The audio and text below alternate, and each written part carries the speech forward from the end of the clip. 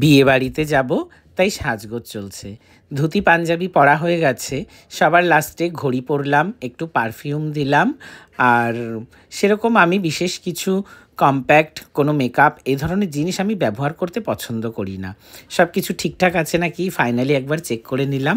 তারপরে finally look নিয়ে চলে এসেছি বিয়েবাড়ি। আজকের বিয়েবাড়িটা ভীষণ স্পেশাল আমার কাছে। তার কারণ একজন স্পেশাল মানুষের বিয়ে। বারাসাতের নন্দগড়ের রয়্যাল প্লাজা এটা। স্পেশাল মানুষটি হচ্ছে আমার ছাত্রী পৌশালী ঘোষ।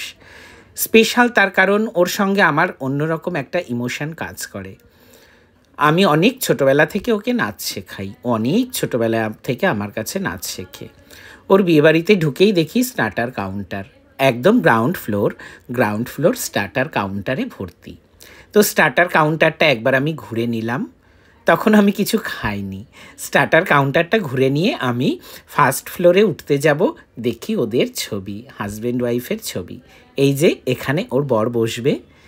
এই জায়গাটা ক্রস করে আমি পৌঁছে গেলাম পৌশালীর কাছে। গিয়ে দেখলাম পৌশালী রেডি। পৌশালী আমায় দেখে খুবই আনন্দিত হলো, আমার সঙ্গে অনেক কিছু গল্প করলো, সুখ দুঃখের কথা শেয়ার করলো। পৌশালী যেই ফ্লোরে রয়েছে সেই ফ্লোরটাও খুব সুন্দর সাজানো হয়েছে, দেখো কি সুন্দর।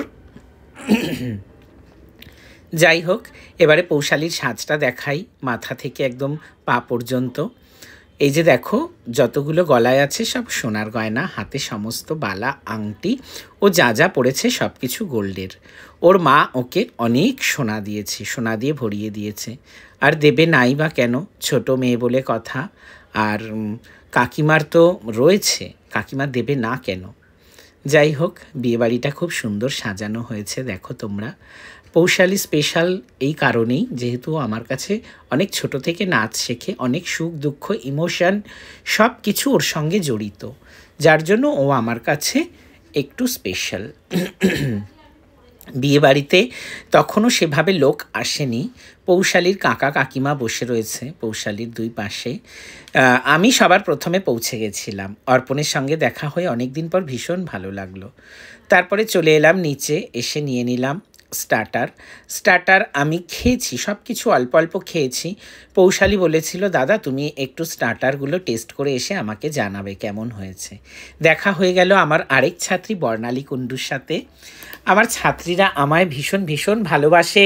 আমার সঙ্গে সময় কাটাতে যেমন ওদেরও ভালো লাগে, আমারও ভীষণ ভালো লাগে ওদের সঙ্গে সময় কাটাতে। তারপরে চলে এসেছিলাম চিকেন রেশমি কাবাব, ফিশ কাবাব এই কাউন্টারগুলোর কাছে।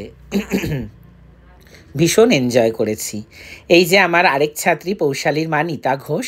পৌশালীর মা নিতা ঘোষ কাকিমাও আমার কাছে অনেক দিন নাচ শিখেছে। পৌশালীর মা কাকিমা আমায় খুব ভালোবাসে, স্নেহ করে, যত্ন করে। তাই কাকিমাদের ভালোবাসা আমি ফেলতে পারিনি। যদিও আমার বাড়িতে হাজারো সমস্যা, সব কিছু উপেক্ষা করে কিন্তু আমি চলে গেছিলাম।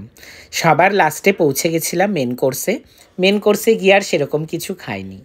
মেন কোর্সে গিয়ে একটু মাটন আর বাসন্তী পোলাও আর দুরকম মিষ্টি খেলাম। হ্যাঁ, তবে আমি ভীষণ তৃপ্তি করে খেয়েছি। প্রত্যেকটা রান্না বান্না, সমগ্র বিয়ের অনুষ্ঠান সব কিছু খুব সুন্দর হয়েছিল। লাস্টে আসার সময় দেখা হয়ে গেল বন্ধু অমিতের সঙ্গে। সকলের সঙ্গে খুব আনন্দ হলো। বন্ধু অমিতের সঙ্গে, ছাত্রী রাজনন্দিনীর সঙ্গেও কিছু স্মৃতি আমি তুলে নিলাম। এই সুন্দর সুন্দর স্মৃতিগুলো কিন্তু সবসময় ফিরে আসে না।